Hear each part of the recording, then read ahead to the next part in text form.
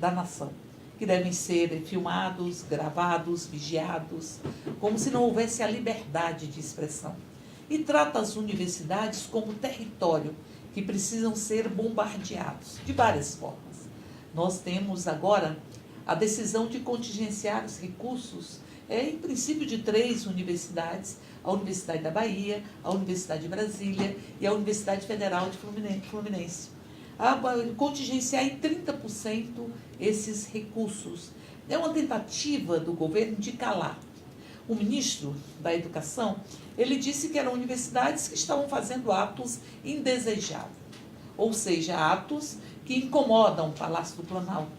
Ora, no Palácio do Planalto não pode impor o silenciamento dos espaços da liberdade de expressão, da liberdade de ideias, enfim. Eu comecei minha vida política na Universidade de Brasília em 1976, eu sei que ciência, arte, cultura só podem florescer e crescer em terrenos democráticos. Por isso nós estamos aqui para discutir como é que o governo ousa tentar impor um contingenciamento, que é um contingenciamento à liberdade, é um contingenciamento ao desenvolvimento da ciência, da cultura e da arte, a 3 universidades, a Universidade de Brasília, por exemplo, que foi uma universidade que teve nota 5. Foram poucas dezenas de universidades no Brasil, de 2.000 pesquisadas, que tiveram a nota, o índice geral de curso com a nota 5, como teve a Universidade de Brasília. Também cresceu no ranking das universidades, das melhores universidades da América Latina. E mesmo assim eles querem calar. E talvez por isso, porque o autoritarismo, o fascismo, ele não dialoga com a inteligência humana, não dialoga com a liberdade. E por isso querem contingenciar, asfixiar a Universidade de Brasília. Essa universidade pensada por Darcy Ribeiro, por Anísio Teixeira, a universidade que surge na resistência. E para discutir sobre isso, nós temos 3 belíssimos convidados. Nós temos aqui o Gabriel Barros, que é estudante de Sociologia da Universidade de Brasília. Nós temos aqui o Lima, que é coordenador geral do Sindicato dos Trabalhadores, dos Trabalhadores da Universidade de Brasília, e o Cláudio Lourenço, que aqui está, que é professor de saúde coletiva da universidade. Nós estamos aqui com representantes da comunidade universitária, da comunidade da Universidade de Brasília, para que nós possamos discutir o que representa este contingenciamento de 30%, ou essa tentativa de calar e enfiar uma estaca ou uma mordaça naquilo que é fundamental para o desenvolvimento do conhecimento, para a construção da cidadania e para a função de uma universidade que concentra em grande medida a pesquisa científica, que concentra o contraditório, o estranhamento dos conceitos já formulados para que nós possamos fazer valer a nossa humanidade. Então eu vou começar pelo Gabriel, para que ele possa aqui falar na sua visão, o que representa esse contingenciamento de 30% e os ataques que a Universidade de Brasília e as universidades no Brasil têm sofrido neste governo. Boa tarde, Érica. Boa tarde quem está nos assistindo. Boa tarde, professor. Boa tarde, Lima, nosso companheiro do sindicato. Queria primeiramente dizer que esses cortes de 30% na educação anunciados pelo ministro, eles mostram um caráter extremamente ideológico já no primeiro momento. Porque quando ele faz essa seleção dessas 3 universidades, a gente que é do movimento estudantil, a gente já está carregando um pouco disso. O que a gente entende? A UFBA, falando primeiro sobre a UFBA, foi a universidade onde se concentraram estudantes do Brasil inteiro, dos centros acadêmicos, diretores acadêmicos, para a Conferência Nacional do Conselho de Entidades de Base. Então, no começo desse ano, já em fevereiro, antes do início das aulas, enquanto estudantes, participantes de centros acadêmicos, estávamos reunindo lá em Salvador para estar discutindo sobre o início de uma nova diretriz, do que seria para a luta do movimento estudantil para esse próximo ano. Então, primeiro a UFBA. A UF, há pouco tempo atrás, agora aqui em abril, sediou o Encontro Nacional de Negros e Negros da UNE. a Universidade Federal Fluminense, né? Então, mais um espaço onde os estudantes se organizaram nacionalmente para estar debatendo política, para estar construindo uma política que não só resista, mas que parta para um debate, que parta para o diálogo, para a gente estar lutando pelos nossos direitos. E a Universidade de Brasília, por último, que vai estar fazendo um importante papel, um debate no Congresso da União Nacional dos Estudantes. Vai estar vindo não só estudantes de centros acadêmicos, diretórios e DCS, mas estudantes do Brasil inteiro que estão interessados em estar construindo a entidade. Então, a gente percebe esse caráter, a gente percebe por que ele está atacando essas universidades, e a gente fala que ele nem voltou atrás, porque na verdade, para não ser condenado por improbidade administrativa, ele vai e expande para o resto das universidades, então ainda piorou mais ainda. E quando a gente para perceber esse processo de precarização, traz a bocanha ali, começa a trazer tantos limites para a nossa pesquisa, para os nossos projetos de extensão, e até trazendo problemas para aqueles que ainda não entraram. Porque se a gente perceber com esses cortes, os números de vagas também vão diminuir, o número de assistência também vai diminuir, então a gente vai ter uma universidade mais exclusiva, não vai ser uma universidade inclusiva, uma universidade aberta, diversa, e sim uma universidade que vai estar selecionando aqueles alunos que vão ter capacidade de entrar em poucas vagas, e que a gente sabe muito bem que muitos desses, como acontecia antigamente, a Erika deve saber muito bem que muitas pessoas entravam ali por ter uma educação privada durante a vida inteira. Nos nossos governos, no governo do Lula, governo da Dilma, se a gente faz qualquer matéria de educação, pode ser o professor de direita ou de esquerda. Nos dados a gente tem essa diferença de investimento em pesquisa, investimento em programa de extensão, investimento na educação como um todo. Então há essa ampliação, mais estudantes, né, vindo da periferia, vindo de outros lugares, e que a gente percebe isso na própria pesquisa, no próprio como eu posso dizer, no próprio desempenho da universidade. Pesquisas mais aprofundadas, mais de acordo com a realidade do estudante. Então, com esses cortes do Ministério da Educação, acaba que, se a gente parar para pensar, o Bolsonaro vai começar a estar certo, porque se ele corta nossos projetos de extensão, que é onde a gente está ali pegando a teoria, colocando na prática, indo na sociedade, o professor aqui de saúde coletiva deve saber muito bem o tanto de projeto de extensão na área da saúde que a gente tem hoje. E se ele vai cortando tudo isso e deixando a universidade um processo mais exclusivo, não vai ter mais nada para fazer na universidade, vão ficar só os filhinhos de papai, que muitas vezes já tem tudo nas mãos ali, já vai ter oportunidade de um cargo, uma empresa que o pai vai pagar, e aqueles estudantes que estão ali no dia a dia, estão correndo, estão batalhando para permanecer na universidade, para estar pesquisando, não vai estar tendo mais esse espaço. E mais para ir concluindo nesse sentido também, é importante a gente perceber que muitas pessoas falam que com esse processo de cotas, de ampliação da universidade, o Reúne, que eu trazer pobres para a universidade, os pobres iam diminuir a qualidade do ensino, e quando a gente vai parar e pegar os dados de fato, sem olhar fake news e sem olhar apenas divulgações sem ter argumento nenhum, a nossa pesquisa melhorou. A gente teve um aprofundamento nesse sentido. Então, quando vem esses códigos, a gente começa a caminhar no processo inverso. Isso é muito triste, assim. Eu conversando com muitos estudantes, que antigamente nossas pautas estavam ali construindo mais questões internas, batalhando com mais mobilização estudantil, e hoje são tantas pautas, tantos ataques de todos os lados, tanto pela questão da reforma da Previdência, que nós que somos juventude, estudantes como um todo, que temos já dificuldade de nos inserir no mercado de trabalho, temos essa dificuldade, quando a gente consegue se inserir, já é com um processo de exploração absurdo, recebendo um salário muito menor, e muitas vezes até numa condição de estágio, sem carteira assinada. Então já não vamos aposentar na idade mínima, e se pegar essa reforma da Previdência, a gente vai nem se aposentar. Com certeza. E Lima, como é que você vê o sindicato, o Sindifub, o sindicato dos trabalhadores técnicos da Universidade de Brasília? Boa tarde, Érica. Boa tarde, os companheiros, os ouvintes.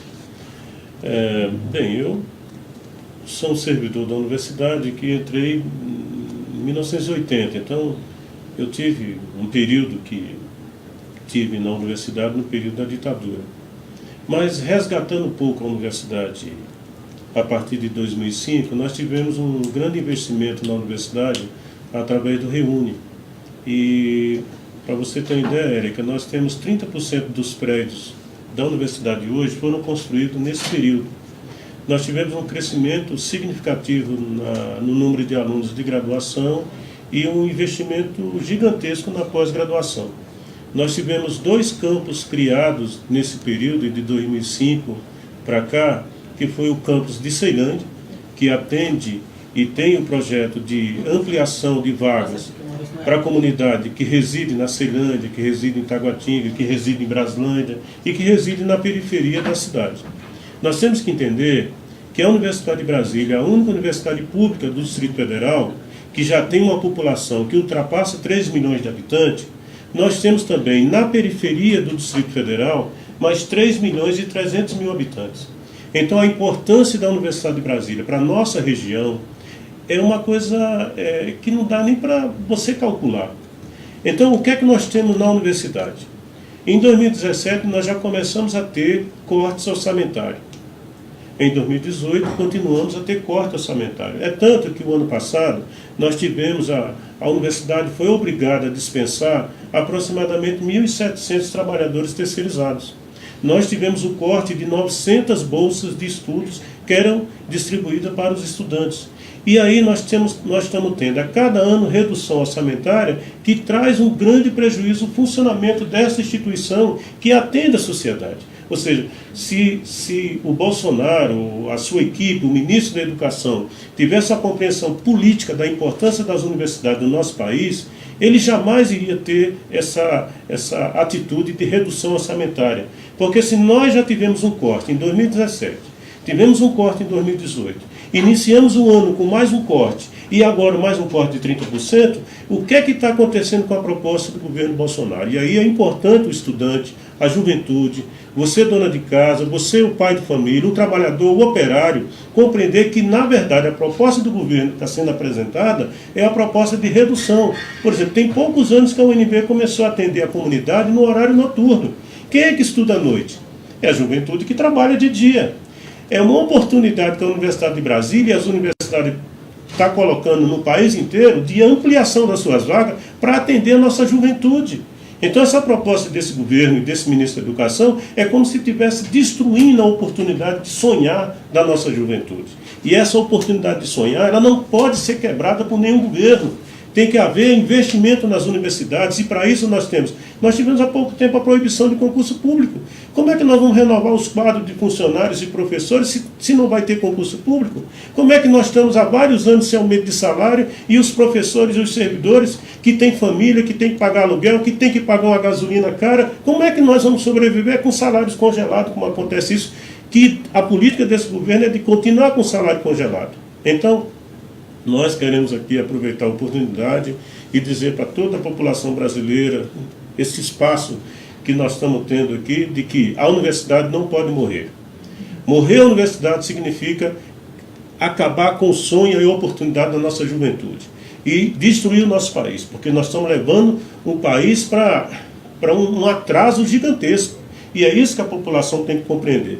Então nós da Universidade de Brasília estamos organizando toda uma movimentação, né? Vamos organizar uma paralisação nacional da educação no dia 15 e nós pretendemos com isso chamar a atenção da sociedade, né? E chamar a atenção também desse governo, porque esse governo está precisando do puxão de orelha e que me desculpe o seu ministro, ele precisa vir na nossa universidade, precisa rodar o país, precisa frequentar os nossos campos, precisa vir nas universidades à noite e ver que, por exemplo, na Universidade de Brasília, a quantidade, as filas, deputada Érica, as filas que acontecem nas paradas, meio-dia, aquilo é lindo. A juventude voltando para casa, a juventude voltando para as salas, a juventude indo para a biblioteca. Agora, se nós temos um corte orçamentário, nós vamos ter uma biblioteca que vai atender mal os nossos estudantes, nós vamos ter laboratórios que não vai ter manutenção, nós não vamos ter segurança para a universidade, nós não vamos ter serviço de limpeza, nós não vamos ter manutenção na instituição dessa universidade que presta um excelente serviço à sociedade. Então,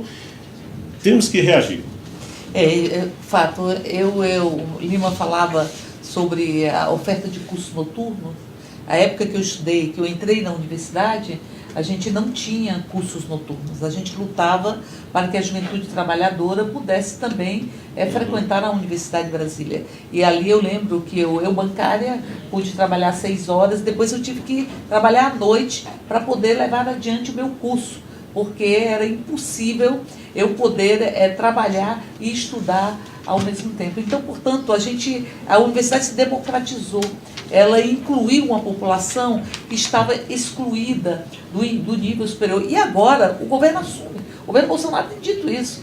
Quem puder pagar, paga por uma faculdade. Quem não puder pagar, fica sem ter direito ao curso superior. Então, portanto, e quando a gente pensa que o desenvolvimento científico, o desenvolvimento tecnológico do Brasil, a pesquisa, ela está muito associada ao chão da própria universidade, que elas estão sendo asfixiadas porque o governo não quer a consciência crítica. O próprio presidente da República disse que a educação é para o menino aprender a ler, a fazer conta e a poder ser bom trabalhador, ou seja, ser subalternizado. Não é isso, professor? O professor Cláudio... Érica, primeiro agradecer a oportunidade. Aliás, você tem sido uma aliada desde sempre da universidade, em todos os eventos, aqui na Câmara, na forma. Então, a gente fica muito feliz de poder contribuir. Eu, nesse momento, além de professor, eu estou como diretor da Associação dos Docentes da UNB. Sou um dos diretores, nos elegemos há cerca de um ano. E de lá para cá já vem os efeitos, aliás, do golpe institucional que o país sofreu. Então, o primeiro corte ao que Lima se referiu, que além dos cortes de bolsas que atingiam exatamente as bolsas de manutenção de alunos carentes, então já é um primeiro ataque de classe claramente feito, foi feito uma coisa que era um estabelecimento de um teto máximo de orçamento da universidade, sobre o qual nós não podemos mais, tanto faz se nós captamos recursos, seja ele recursos de outras unidades federais, seja inclusive da própria iniciativa privada. Eu não posso gastar mais do que 120 milhões. No ano passado, no ano exatamente de 2017, nós tínhamos um projeto que envolveria a formação de agentes de combate à endemia, de agentes comunitários de saúde, um valor de 4 milhões, e nós não pudemos executar quando chegou, exatamente porque ele tinha ultrapassado o teto, e aí ele ainda diz, se você não devolver, ele vai entrar no Tesouro Nacional. Ou seja, então chega a me parecer cínico que um ministro da Saúde se mostre preocupado com o desempenho da universidade e de pesquisa, inclusive coloque isso como uma das suas justificativas de corte, apesar dele não ter seguido nenhum critério de avaliação, porque os critérios de avaliação mostram... O ministro da Educação mostram essa produção científica significativa e ensino também, e que ele se preocupe e ao mesmo tempo se mantém uma impossibilidade de aumentar recursos de pesquisa dentro da universidade. Então, o jogo é esse. Érica, o que me parece, o que me deu a sensação no início desse ano, quando começaram as ações, era uma coisa que eu me recordo da infância, que ficou muito gravado em mim, que era a história da Bela Adormecida, de quando se adormeceu, as coisas se tornaram sombrias. É isso que a gente parece que está no país. Os jardins estão cheios de espinho, as nuvens escuras, sombrias estão colocadas, a relação entre as pessoas parece uma dimensão cada vez mais de ódio, e a difamação da universidade, ela entra nesse processo. Só quem não conhece o que é a alegria da vida universitária, do que é ver, como o Lima falou aqui, movimentação dos meninos, as próprias festas, o que é ver o crescimento de alguém, mesmo na graduação, quando entra e quando está saindo como profissional, ou de alguém que faz um mestrado, um doutorado, e aprende o que é uma tese, aprende o que é um processo de pesquisa e de descoberta. Que alegria que dá isso na vida do professor, para você começar a ouvir um discurso o tempo inteiro de negatividade disso. Faz parte do fascismo, né? Se diz que o fascismo se impõe pela mentira para impor sua verdade. Então, cria-se mentira, isso desde o período das eleições a gente viu isso, e agora cria-se mentira sobre a universidade, que a universidade é um lugar onde as pessoas andam nuas, Devem ter uma ou outra modelo nua na faculdade de artes, por exemplo, para pintar. Isso sempre existiu e é maravilhoso que existe, que o corpo não seja visto o tempo inteiro nessa noção, de novo, do sombrio, do pecado, da coisa que é ruim e que é colocada. Então, esse corte orçamentário, ele vem na perspectiva desses ataques que não vão parar por aí. Só nesse ano, dentro da DUMB, nós tivemos que reagir a cortes de insalubridade de quem trabalha em laboratório, a cortes de aposentadoria em pessoas que receberam cortes de até 2, 3 mil reais, nos mais antigos, de 1986, ou seja, pessoas que agora têm em torno de 80 anos com os gastos e que têm, de repente, uma redução de 2, de 3 mil reais dentro da do seu orçamento. E aí vem a sequência da liberdade de cátedra, de querer que a gente não diga, que trata, para quem está ouvindo, os alunos como se eles fossem idiotas, como se as mentes das pessoas ou da juventude fossem ali capazes de serem moldadas absolutamente. Talvez isso é o que eles desejam, né? Talvez tenha até algo psicanalítico nisso, que é, eles desejam isso, eles é que desejam moldar, porque quem não deseja moldar não tem medo do debate das ideias. Não tem medo que chegue um professor, fale, um aluno diz, não concordo com o senhor, acho e penso diferente, ou concordo com o senhor. Então, todo esse esforço que agora está representado num corte orçamentário que começa como uma desculpa na verdade, de um ato administrativo por uma razão moral que ele não poderia fazer e que poderia significar ou ser compreendido como um abuso de poder, dele fazer corte orçamentário em função de algo moral. Olha, tem balbúrdia sem colocar. Então, o que é mais estranho também é que o próprio ministro, que começa a falar sobre a academia e sobre a forma, do ponto de vista acadêmico, ele não é uma pessoa que tenha alguma relevância do ponto de vista da sua formação acadêmica e etc., para dizer que ele compreende tanto assim quais são os processos. Não tem nenhuma formação na área de educação. Não tem formação na área de educação, não conhece critérios de educação, ou seja, o que está se vendo é o exercício típico antidemocrático do obscurantismo. Por que é o ataque à sociologia? Por que é o ataque à filosofia? Porque são os processos que levantam uma forma crítica de ver. E que agora é tudo encaixado de uma forma superficial, que talvez nem eles mesmos sabem exatamente o que é, num signo de comunistas. Então, nós vivemos um neomarxismo. Se as pessoas se lembram, em torno na Guerra Fria, aquela perseguição que foi feita nos Estados Unidos, então começa todo esse debate de novo, os patriotas, quem está com o Brasil e quem não está com o Brasil. Na verdade, minha gente, o que está acontecendo é isso. Querem matar o saber e querem criar, por isso mesmo, o ataque começa nos ganhos sociais das camadas mais populares de terem chegado até a universidade, porque eles querem a manutenção de uma sociedade em quem chefia e quem atende. Eles querem essa reserva de mão de obra, essa reserva barata que não vai criticar. E isso é muito triste. E para isso nós precisamos estar muito juntos, organizados. Eu acho que ele fez um favor, de certa forma. A gente que estava no sindicato estava trabalhando para que o contingente mais geral de professores chegassem à solidariedade da luta. O ataque que ele fez às universidades agora, ele pode ter certeza, vai dar essa resposta. A gente está tendo todas as tendências políticas, dos mais liberais aos mais progressistas, uma união em relação ao ataque que a universidade está sofrendo. Eu lembro que quando eu entrei na universidade, a gente dizia o seguinte: olha, se cair de paraquedas numa sala, num curso da minha área, psicologia, você não vai saber em que país você está. Porque era absolutamente descolado da realidade.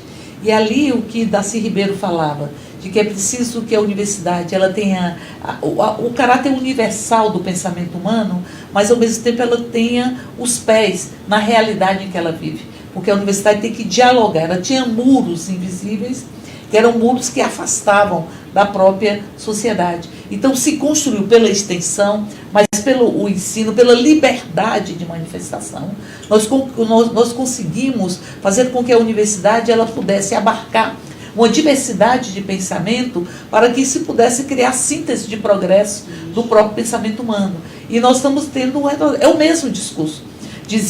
nos diziam à época: olha, vocês são inocentes úteis, vocês estão entrando na universidade e vão ser manipulados, não é? Como se a gente não tivesse a liberdade e a capacidade de ter uma consciência crítica. E, ao mesmo tempo, você falava do macartismo, e essa experiência de neutralismo que houve nos Estados Unidos é muito semelhante ao que eles querem impor de escola sem partido. Isso. Porque, assim, eles têm medo da educação. O Haddad disse isso. E quando houve a vinda do Haddad na Universidade de Brasília, ali ele dizia: o que está cada dia mais concreto é que eles têm muito medo das universidades, ele tem muito medo da liberdade de pensamento, ele tem muito medo da condição de sujeito, e é um pouco isso. Então, assim, o neutralismo, que foi uma experiência revista, até porque ela foi uma experiência onde se aprofundou as contradições e as divergências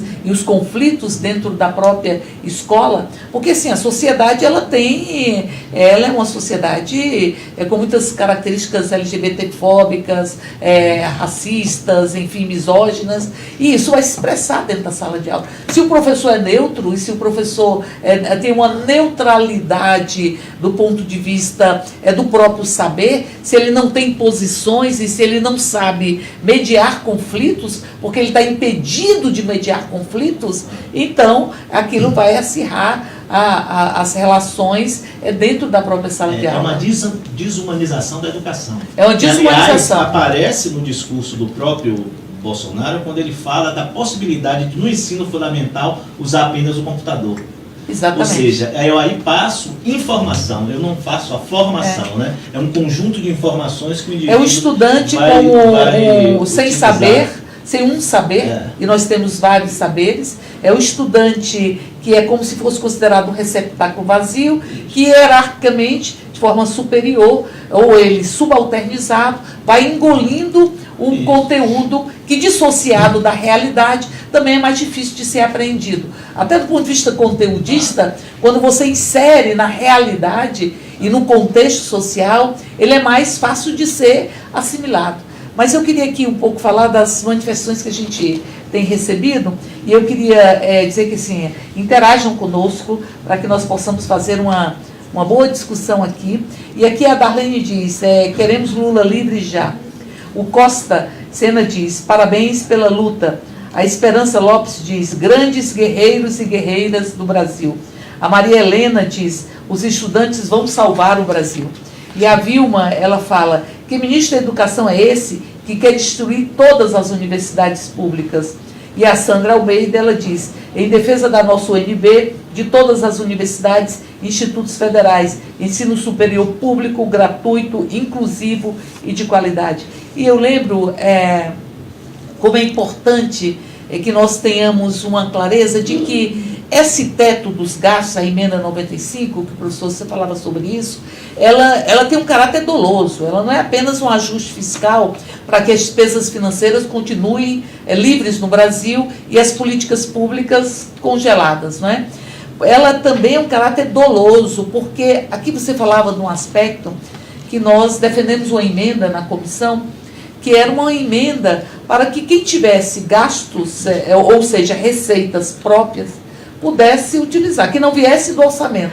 Se é para controlar os gastos orçamentários, se a receita não vem do orçamento, então, portanto, você não está mexendo, não está aumentando os gastos orçamentários. Mas eles negaram isso, que é o que você estava falando. Se você faz um convênio e você tem uma pesquisa que você pode arrecadar recursos, seja de organismos internacionais ou de receitas próprias. A UNB tem receitas próprias, do ponto de vista do processo de seleção, ela tem receitas próprias porque detém imóveis, ela tem receitas próprias.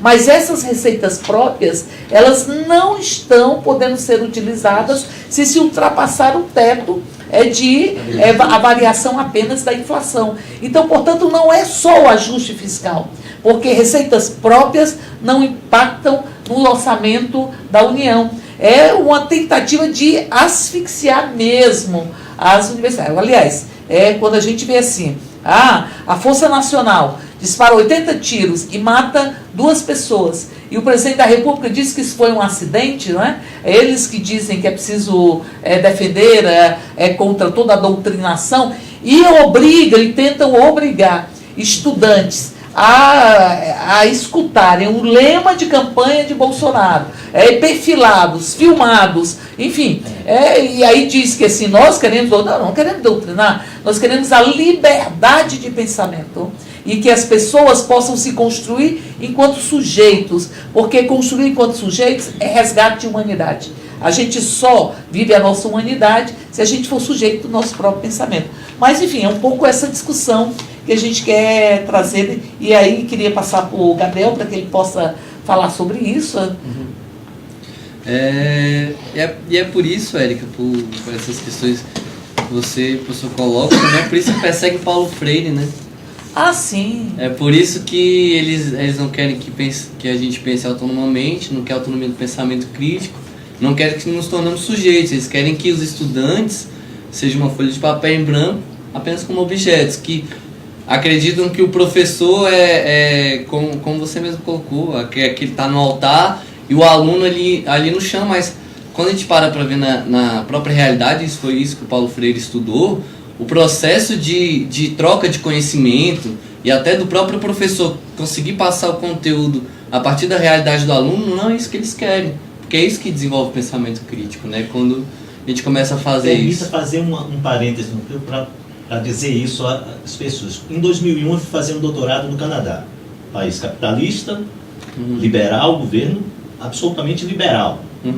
E a universidade, sempre que chega uma pessoa estrangeira, pede para falar sobre 2 intelectuais do país. Preparar na primeira sessão eu teria que apresentar 2 intelectuais. Então, nesse país capitalista e liberal, quem me pediram para eu falar, um foi Paulo Freire, o outro foi Milton Santos. Que eles até não estão falando, mas se alguém falar, eles começam que ainda por cima é negro. Então, esses 2 intelectuais, que são 2 intelectuais extremamente críticos do que é o processo da globalização, do que é a forma e a crueldade, às vezes, com que o capitalismo se coloca dentro da sociedade, de suas ações, foram escolhidos dentro do lá. E hoje a gente vê um governo tentando pegar um dos seus mais célebres intelectuais e colocar abaixo. Ou seja, o obscurantismo. Isso a gente viu em Franco, isso a gente viu em Salazar, isso a gente viu em Hitler, isso a gente viu Mussolini. Em todos os tipos de governo que se aproximam ideologicamente desse que infelizmente e a gente também viu no Brasil. E a gente também viu no Brasil, claro. É isso. Como a gente estava tendo uma discussão com estudantes, né, secundaristas sobre até a própria questão da militarização das escolas, né? E a gente se organizou no espaço ali na Ceilândia. E quando a gente estava ali naquele... Caramba, tinha uns professores falando, parece que a gente está na época da ditadura militar, a gente tendo que vir para um lugar mais escondido para debater sobre política, porque na escola não pode mais, né? Os policiais, né, que estão agora nesse processo reprimem esse processo. Então, quando a gente fala em luta, participação, não é porque uma pessoa ela vive só para política ou para participar de reunião ou de ato, coisa, mas a participação daqueles que estão sendo mais afetados, isso chega a ser uma questão de ética, né, consigo mesmo. Assim.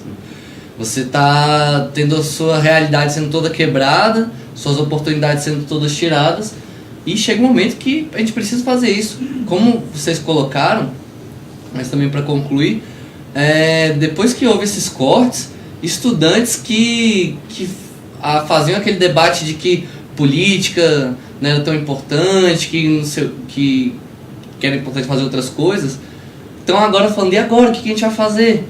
O que vocês estão organizando? Eu falei, nós, assim, né? Vocês não, nós estamos organizando, estudantes como um todo, não só estudantes, como servidores, técnicos e professores da universidade. E isso tem que ser uma luta que ela tem que ser ampliada, porque se a sociedade cria um senso comum de que a universidade não é espaço, né, de produção e de um espaço que seja útil para a sociedade, a gente também não vai estar fazendo esse debate direito. Então, quanto mais a gente expandir e mais está tendo esse diálogo e fazendo que as pessoas entendam a diversidade, o universo que é aquilo, e o quanto que isso tem resultado na sociedade como um todo, seria muito importante, né?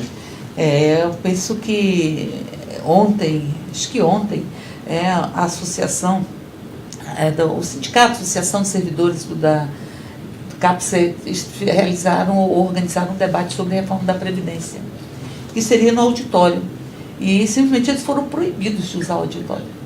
E aí acabaram fazendo o debate na Marquise, com muita chuva, com muito vento e tal, porque fazer um debate sobre a reforma da Previdência passou a ser algo a ser banido das nossas vidas. Ou seja, não é possível mais que as pessoas se coloquem, discutam as suas próprias vidas. Eles falando da reforma da Previdência, ela vai impactar a vida de mais de 100 milhões de brasileiros e brasileiras, de uma forma ou de outra, direta ou indiretamente. E ali as pessoas não podiam discutir, os servidores públicos que serão penalizados sobremaneira com o aumento da contribuição, com tudo isso, por essa reforma da Previdência, não podiam discutir, nem discutir o que isso representa para os trabalhadores. Não é isso, Lima? Olha, você falou duas coisas importantes. Com relação ao orçamento, a UNB tem uma grande captação de recursos, uma universidade que tem uma relação grande com a cidade. E nós tivemos agora, no final de novembro do ano passado, retirado 89 milhões dos recursos da universidade. O que é que isso provoca? Agora, semana retrasada, nós tivemos uma inundação em todo o setor norte do Minhocão, que trouxe prejuízos. Então, árvores que caíram, tivemos muita chuva aqui na cidade. Então, como é que a gente vai resolver esse problema? Precisamos de recursos. É importante entender também que o estudante, um garoto de 16, 17, 18 anos, entra na UNB, ele precisa ter acompanhamento. Então, nós temos um trabalho na Universidade de Brasília, por exemplo, os nossos índios, que entram na universidade. Nós temos todo um trabalho direcionado para os índios. Os nossos alunos de necessidade especial, nós temos todo um atendimento para os nossos alunos de necessidade especial. Os nossos alunos carentes. O que é que nós tivemos no ano passado? Devido aos baixos recursos, né, professor, nós tivemos um aumento do bandejão.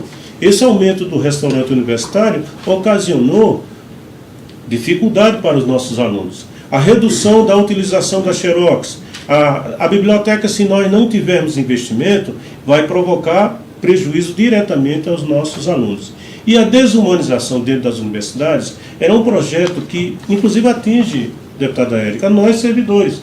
Por exemplo, a implantação do ponto eletrônico é desumanizado. Você quebra a relação entre nós e os colegas. Ou seja, é como se você tivesse que prestar a sua declaração da sua carga horária de forma online, de forma, você simplesmente digita uma senha, ou seja, aquela relação que nós, os servidores, temos com a academia, a relação com o professor pesquisador, a relação profissional com o aluno pesquisador de pós-graduação, de mestrado, de doutorado, de pós-doutor. Então, um servidor está ali dentro, ele não está como se fosse uma máquina, um executor de tarefa. Às vezes eu saí 10 horas da noite de secretário fechando o projeto. Ele não ganhou nada por isso. Então, ele está dando ao sangue dele. Exato. Então, nós, servidores técnicos administrativos, existe um processo de desumanização clara com a implantação do ponto, com a redução, com a ampliação da carga horária, em vez de reduzir. Então nós, por exemplo, que não acontece só em Brasília, acontece no país inteiro, como nós temos baixos salários, nós vivemos aonde? Na periferia das grandes cidades. Essa periferia das grandes cidades, o que é que nos provoca? Entre a gente acordar 4h30, 5 horas da manhã, e você vai chegar em torno de 19, 20 horas em casa. Então você fica, na verdade, dedicado ao trabalho, deputada Érica, uma carga horária excessiva. E nós, técnicos administrativos, também precisamos investir na nossa capacitação, na nossa formação, na nossa oportunidade. E nós somos indivíduos. Nós temos filhos, temos esposa, temos família, temos uma relação que a gente precisa ter com a sociedade. Por exemplo, nós temos o direito de ir no cinema, papapá. Mas o que é que está acontecendo? Então, esse projeto que está sendo implantado pelo governo Bolsonaro, por esse ministro da Educação, é como se nós nos tornássemos máquinas. E a universidade não pode tornar os estudantes em mero aprendizes de como se fosse executar uma tarefa sem pensar. Nós não podemos limitar o professor na sua pesquisa e nós não podemos colocar uma tornozeleira eletrônica em nós servidores. Então nós queremos ter liberdade na universidade. O pensar se faz necessidade de ter liberdade dentro das universidades. A liberdade na utilização dos espaços, a liberdade na utilização para poder debater a realidade nacional, porque nós não queremos uma universidade formando indivíduos que não pensem. Nós temos uma universidade onde a gente tem que formar indivíduos que pensam a realidade nacional, como a senhora mesmo falou. Ou seja, o que adianta formar grandes médicos para cirurgia plástica se a grande necessidade é o SUS? Estamos destruindo o SUS. Quem está destruindo o SUS? O governo anterior, os dois, esse cara aí que ficou aí o tempo, ficou preso, já saiu. O Temer. O Temer. Agora nós temos um outro cidadão que também é uma política de destruição do país, né, que fica imaginando guerra com o nosso país vizinho, que nós nunca tivemos esses problemas. Então nós temos que, aí é que eu chamo a sociedade brasileira, nós temos que se alertar de que esse governo não pode continuar com uma política de destruição do país, de levar aventuras malucas como uma guerra com nossos vizinhos, como levar a destruição das universidades, como levar a destruição da saúde, como levar a destruição do desemprego. Está aumentando o desemprego. Eles prometeram gerar emprego, pelo contrário, está aumentando o desemprego no nosso país. E na universidade, eu sou vigilante, né? Eu fico observando, aumentou os moradores de rua dentro da UNB. Ou seja, está aumentando a fome. Está aumentando a fome. Então, infelizmente a miséria no país inteiro, com esse governo que vai fazer 5 meses, quer dizer, 4 meses já fez, né? E está cada dia pior. Então, nós temos aí, temos a Assembleia dos Servidores no dia 8, temos a reunião dos aposentados dia 9, temos a Assembleia dos Docentes, se eu não me engano, é dia 9, a Assembleia dos Estudantes está marcada para o dia 14, e nós temos um ato unificado de todo o setor da educação, que vai ser às 10 horas da manhã, com concentração no Museu da República, né? E nós vamos fazer dia 15. E nós vamos fazer uma caminhada em defesa da educação brasileira, em defesa das universidades, junto com os professores, os auxiliares de ensino, convidamos todos os estudantes da cidade, convidamos toda a população, porque os pais, as mães têm responsabilidade de defender a escola pública no nosso país, a universidade pública. Então, é isso que nós estamos se preparando para poder enfrentar esse desastre que é esse governo com relação à educação brasileira. O governo... por exemplo, está colocando e ameaçando os conselhos. Os conselhos fazem parte de uma política de participação social que é absolutamente fundamental. Primeiro que os conselhos têm a intersetorialidade, vários representantes do poder público de várias políticas, mostrando que as políticas são enganchadas umas nas outras, porque os direitos são enganchados. E, ao mesmo tempo, a participação da sociedade civil está ameaçando. Nós fizemos uma reunião para podermos discutir uma resistência. Fizemos 2 reuniões, na verdade, com os conselhos para resistir a essa tentativa de calar a sociedade civil e os instrumentos que nós conquistamos com muita dor. E é o mesmo, porque muita dor, porque tem muita marca na pele e na alma desse país, das salas escuras da tortura, dos silenciamentos, das correntes, dos grilhões, de quase 400 anos de escravidão. E fizemos também uma reunião com várias entidades em defesa de uma política ambiental, que também está sendo destruída. Os servidores dos órgãos de fiscalização, como o ICMBio, acossados, sendo comprimidos, o orçamento do IBAMA restrito, e ao mesmo tempo... de 8 agrotóxicos que são proibidos. Liberando-se agrotóxicos. E deixando-se de observar a quantidade que é colocada. Exatamente. Ou seja, é um dos países que mais consome alimentos envenenados no Brasil. Mas eu queria aqui passar... para falar sobre as pessoas que estão nos assistindo, nos acompanhando, e depois nós vamos daqui a pouco caminhar para o nosso encerramento. Eu vou passar a palavra ainda para o professor, mas a Iracema, ela diz, vamos lutar, fazer o reverso, pensar e discutir a importância das universidades na construção de conhecimento e engrandecimento de um país. Não tem país que tenha crescido sem investimento na educação, sem investimento em pesquisa, sem investimento na construção de uma inteligência que lhe assegure a soberania e não a subalternidade. A Fátima Alecrim, ela diz, é preciso levar ao conhecimento público toda esta aberração deste desgoverno abjeto. E a Mônica diz, Érica, o que falta para pedir o impeachment do Bolsonaro? E o Davi Lopes, que diz, a precarização da educação abre caminho para a privatização do ensino superior. As maldades desse governo têm um alvo próprio, os mais pobres. Eles querem, em verdade, que nós façamos do país um país onde não cabe o seu próprio povo. Não cabe, que não cabem os indígenas, não cabem negros, não cabe a população LGBT. Aliás, nós entramos com a representação contra o presidente do Banco do Brasil e vamos entrar contra o presidente da República, porque ele tentou proibir, ou proibiu, ele vetou uma propaganda onde aparecia a diversidade do povo brasileiro, da nossa juventude. Agora, se a gente pensar que isso custou alguns milhões ou alguns recursos financeiros, inclusive do banco, a elaboração dessa campanha, e que o banco tem um plano, uma estratégia de negócio, e que seu plano de marketing atende a uma estratégia de negócio, e ele disputa o mercado, que é um mercado violento, com os bancos privados, enfim, o mercado financeiro, ele disputa, tem uma concorrência, e você vem um presidente e demite o diretor de marketing do Banco do Brasil e manda o banco tirar uma campanha que custou recursos, ou que custou esforço, e que está dentro de uma estratégia de negócio. Então, portanto, é inadmissível essas demonstrações. Como também o fato do presidente da Caixa se sentir no direito de colocar o seu personal trainer para ser consultor da Caixa Lima. Olha, ele disse assim, é uma pessoa que eu confio. Onde é que está a impessoalidade? É uma pessoa que eu confio, que vai poder auditar. Bom, filho, mas ele não tem informação para auditar. A Caixa tem. A Caixa tem um corpo de auditores, de trabalhadores, que é de alta qualidade. Mas eles chamam o personal trainer, que não tem nenhuma formação em auditoria ou em fiscalização, para ser consultor da própria Caixa.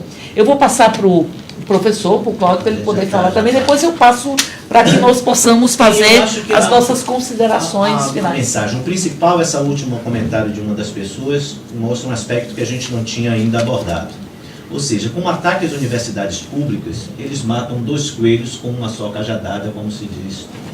Ao mesmo tempo em que ele produz esse obscurantismo que ele quer e essa formação técnica para que as pessoas sejam apenas uma engrenagem dentro desse processo de produção, eles abrem o caminho para a mercantilização da educação, que, aliás, é próprio também desse governo enxergar tudo como produto. Ou seja, tudo se torna mercadoria, a educação se torna nossos corpos, aliás, direitos.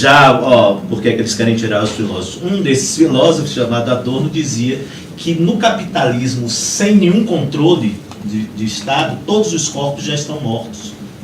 Na verdade, é apenas matéria para uma produção. É por isso que o corpo negro do homem que tomou 80 tiros, ele não preocupa tanto. É por isso que a gente vai assistir o corpo das mulheres, ou o corpo das mulheres colocados como produto por um próprio chefe da nação, para que se venha visitar. Ou seja, esse corpo que aí não precisa ser educado, não precisa pensar, precisa apenas agir tecnicamente, é o que eles estão fazendo, e ao mesmo tempo abre todo esse espaço. Então, o que eu queria como última mensagem dizer a quem nos ouve é que vai ser muito importante cada um de nós sair do ciclo pequeno apenas, às vezes, dos grupos, das mensagens que estão na nossa rede, na nossa bolha, e buscar e falar a todo dia às pessoas sobre um pouco do que está acontecendo dentro do país, mostrando isso. A cada pessoa dessa que viu o primeiro membro da família entrar na universidade e que sabe que agora ele vai entrar e não tem mais uma bolsa que ele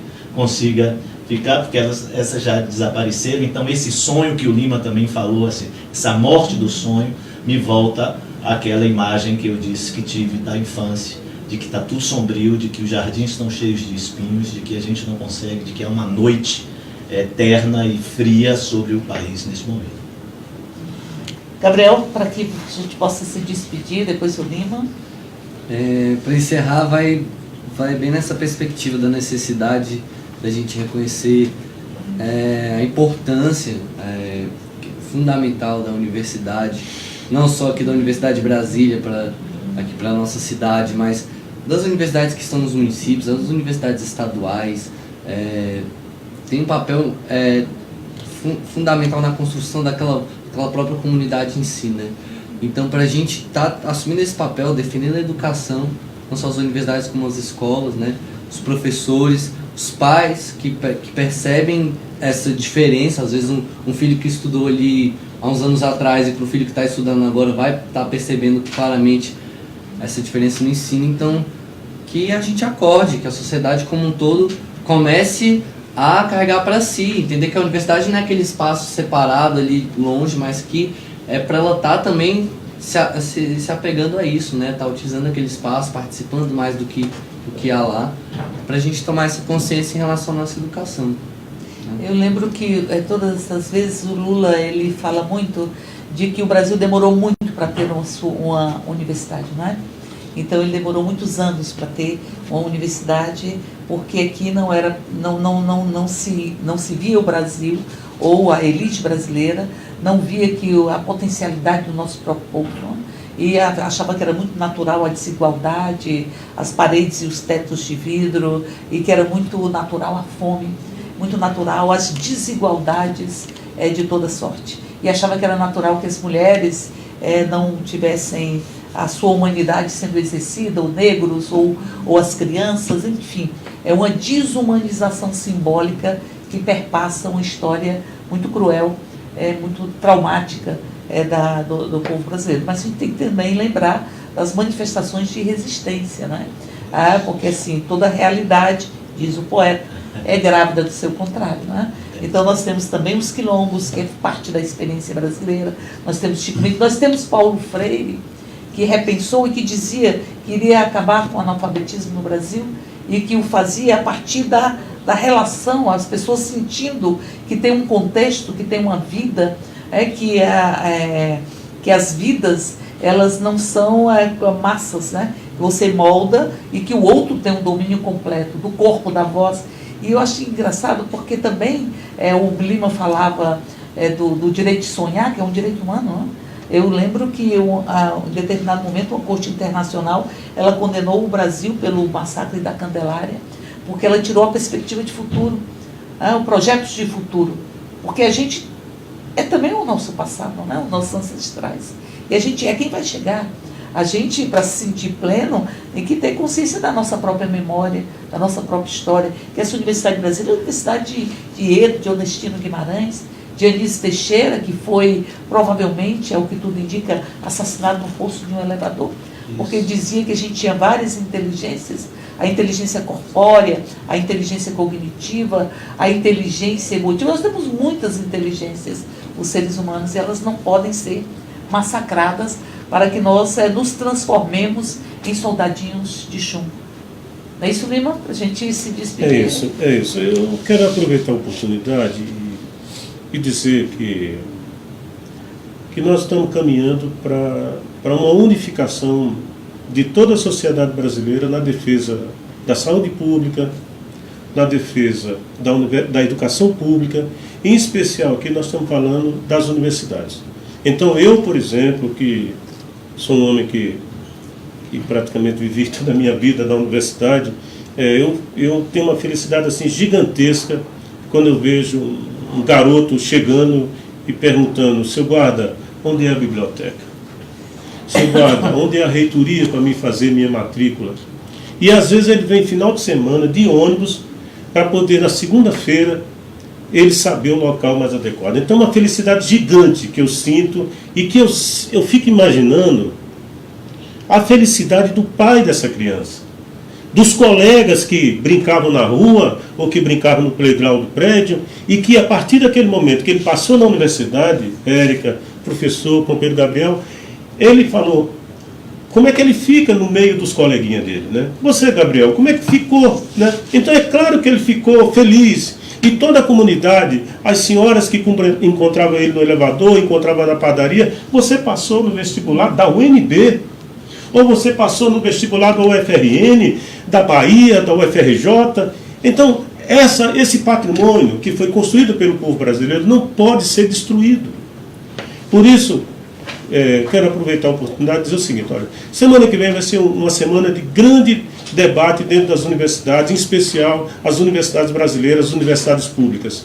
E quero convidar você da Universidade de Planaltina, você da Universidade do Rio Grande do Norte, você da Universidade de Viçosa, de todas as universidades brasileiras. Participe dos atos públicos construídos pelos seus sindicatos, pelas associações de docentes, pelos diretórios central de estudantes, pela comunidade.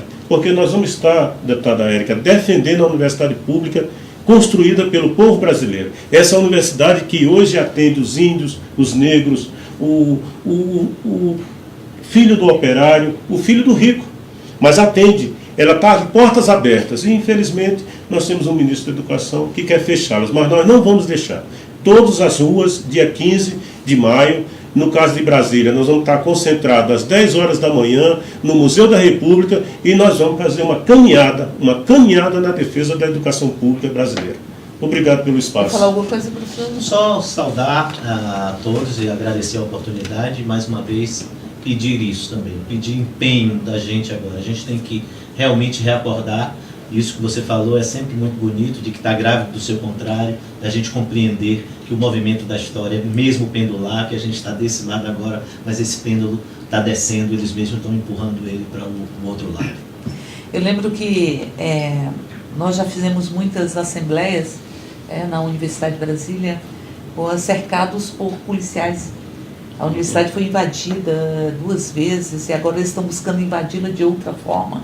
Mas a literalidade das botas, das baionetas, ela é uma literalidade que vai se construindo na medida em que você vai asfixiando a própria universidade. E nós tivemos muitas demonstrações de coragem da comunidade universitária. E essa luta em defesa da universidade, ela extrapola um campo de esquerda, como disse o próprio Gabriel, como vocês disseram aqui. Nós temos hoje a grande maioria da bancada do Distrito Federal, os parlamentares eleitos por Brasília, apoiando a luta em defesa da universidade. Nós devemos ter uma reunião, inclusive, da bancada, na segunda-feira, e é nessa reunião para que a gente possa articular as ações, mas nós temos várias colorações partidárias, parlamentares que a gente diverge em muitos aspectos da política ou de projetos políticos, mas que estão unificados na defesa da universidade. E nós vamos ter, no dia 7, na terça-feira, um ato de parlamentares, tanto distritais como parlamentares federais, e aí não só de Brasília.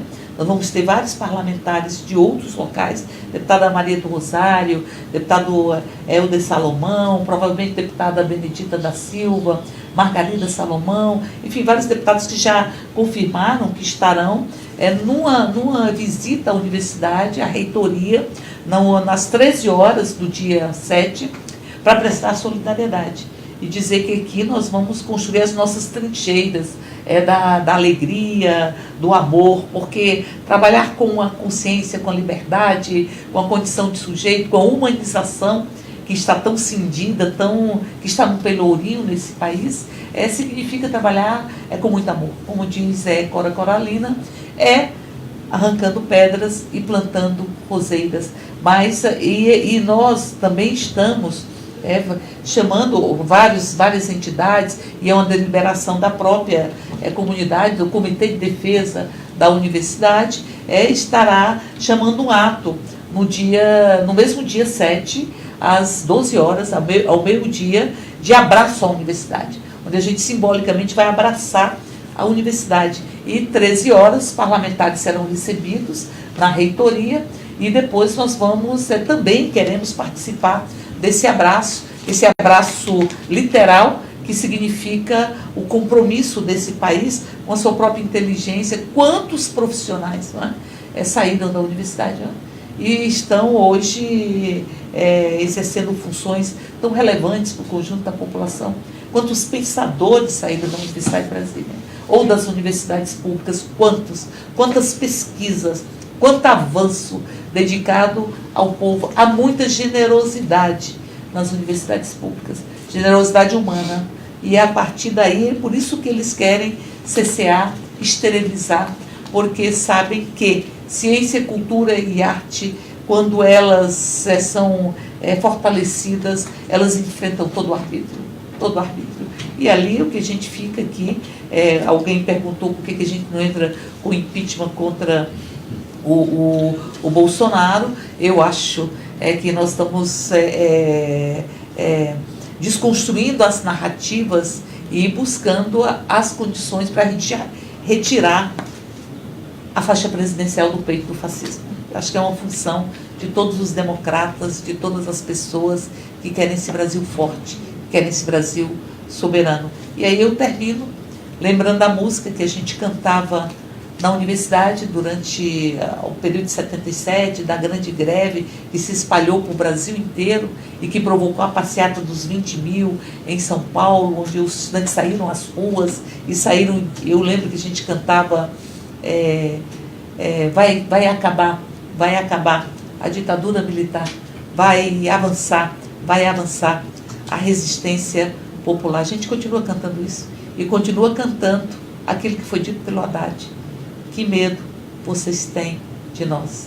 Nós não vamos nos calar. Em defesa da UNB, agradeço muito a participação do Gabriel, do Lima, do professor Cláudio Lourenço nesta discussão, e nós vamos continuar sempre na defesa da vida, do pensamento, da inteligência, da grandeza desse país que não pode ser pisoteado, e não podemos ficar batendo continência para a bandeira estadunidense, dizendo-se que defende o Brasil. A você que nos assistiu, um abraço.